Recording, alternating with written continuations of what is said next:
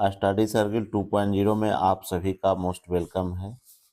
और आज हम लोग चैप्टर नंबर 1 का सेट नंबर 2 में चलेंगे। पार्ट 2 है जो कोशिका से संबंधित ही क्वेश्चन है।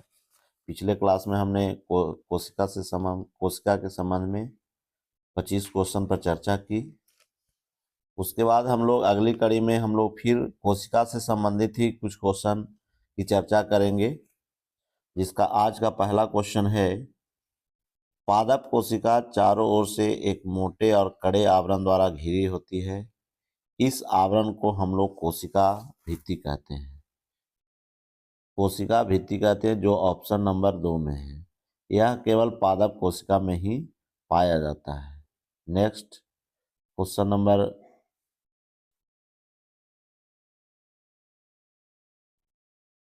नंबर आपका 2, कोशिका द्रव एवं केंद्रक को सम्मिलित रूप से क्या कहा जाता है? तो कोशिका द्रव एवं केंद्रक को सम्मिलित रूप से प्रोटोप्लाज्म कहते हैं, जो कि आपका ऑप्शन नंबर 3 में है। नेक्स्ट क्वेश्चन नंबर आपका तीसरा, इनमें कोशिका झिल्ली के बारे में क्या सही नहीं है? तो हम लोग चलते हैं। कहता है कि यह झिल्ली लिपिड और प्रोटीन की बनी होती है, यह सही है। इसे चयनात्मक या पारगम्य झिल्ली कहते हैं, यह भी सही है। पारगम्य का मतलब है पूरा आर पार कर जाना। तीसरा, एक निश्चित आकार बनाए रखने में सहायता करती है, यह भी सही है। चौथा, नॉट, तो इसमें ऊपर से तीनों सही है, इसलिए इसका आंसर हो जाएगा 4, जो कि नॉट है। नेक्स्ट अब हम लोग चलते हैं क्वेश्चन नंबर 4 पर। कहता है, किसे कोशिका के अंदर का कोशिका माना जाता है? तो उसको हम लोग कहते हैं क्लोरोप्लास्ट। क्लोरोप्लास्ट जो पेड़ पौधे को हरा रंग प्रदान, पत्तियों को हरा रंग प्रदान करने का काम करता है।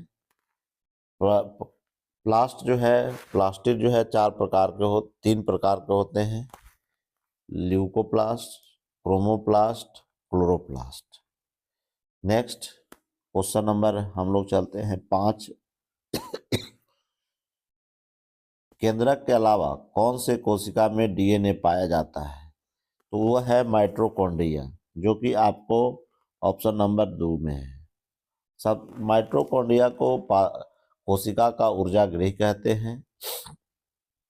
नेक्स्ट क्वेश्चन नंबर 6 कहता है कि यूकैरियोटिक कोशिका झिल्ली किसकी बनी होती है? तो यूकैरियोटिक कोशिका झिल्ली फास्फोलिपिड का बना होता है, जो कि आपका ऑप्शन नंबर 4 में होता है। नेक्स्ट क्वेश्चन नंबर हम लोग 7 पर चलें। अतः डीएनए में पाई जाने वाली शर्करा है। तो सबसे पहले हम लोग जान लें कि डीएनए का फुल फॉर्म क्या होता है। डीऑक्सी न्यूक्लिक एसिड, इसलिए इसका आंसर 4 नंबर होगा, जो है आपका deoxy nucleic acid. Next question number 8, कोशिका का जीवित अंश क्या कहलाता है?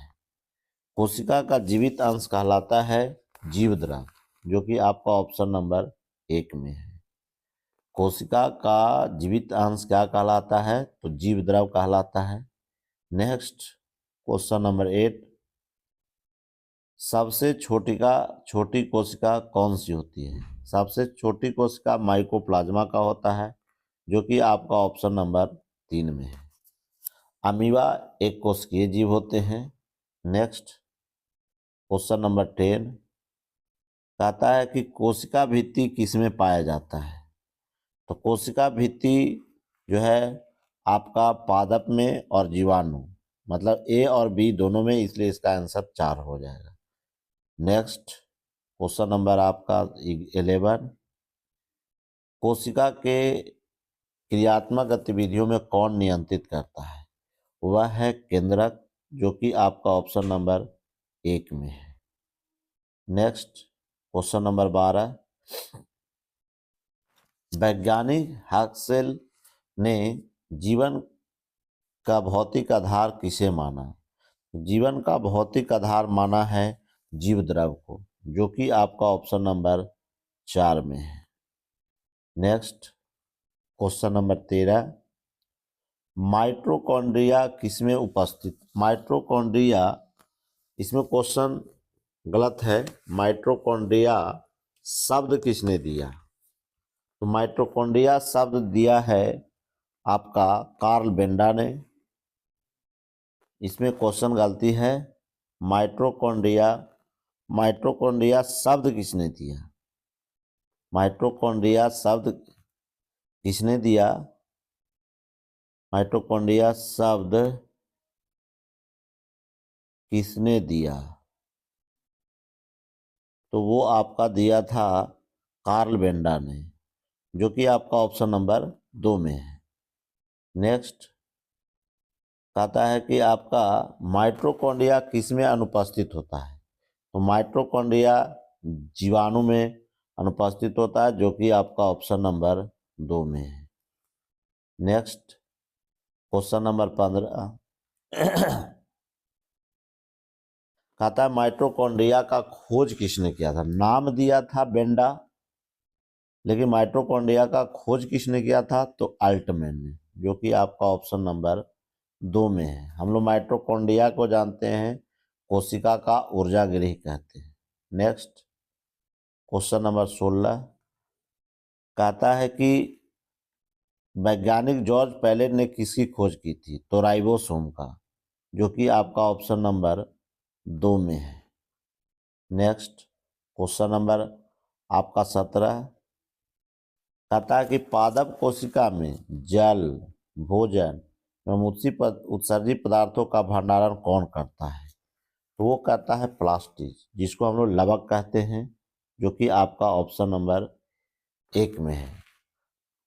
प्लास्टिड जो है 3 प्रकार के होता है, मैंने चर्चा पहले भी कर लिया है, ल्यूकोप्लास्ट, क्रोमोप्लास्ट और क्लोरोप्लास्ट।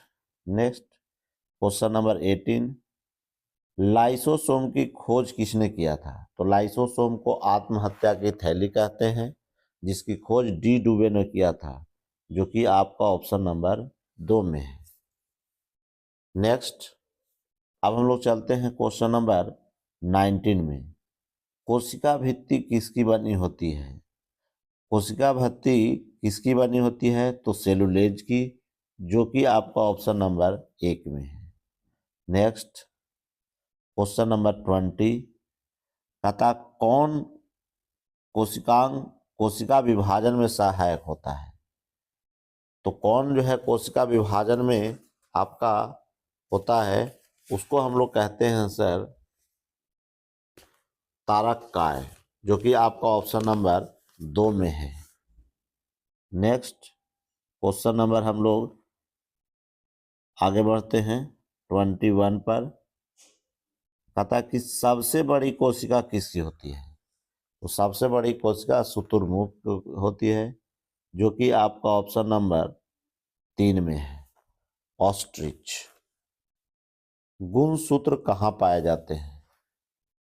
तो जो कि क्वेश्चन नंबर आपका 22 में है। गुणसूत्र कहाँ पाए जाते हैं? कोशिका के केंद्रक में, जो कि आपका ऑप्शन नंबर 1 में है।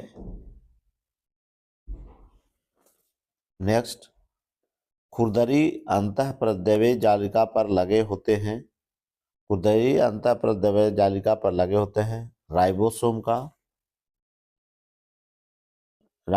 का, जो कि आपका ऑप्शन नंबर 2 में है। नेक्स्ट क्वेश्चन नंबर आपका 24, कोशिका झिल्ली की प्रकृति क्या होती है? तो कोशिका झिल्ली अर्धपारगम्य होती है, जिसमें कुछ अंश पार करता है और कुछ अंश पार नहीं करता है। नेक्स्ट क्वेश्चन नंबर आपका हम लोग चर्चा करेंगे 25 पर। कोशिका झिल्ली किसकी बनी होती है? तो कोशिका झिल्ली आपका काइटिन और वसा और प्रोटीन की बनी होती है, जो कि आपका ऑप्शन नंबर B+C 4 में है।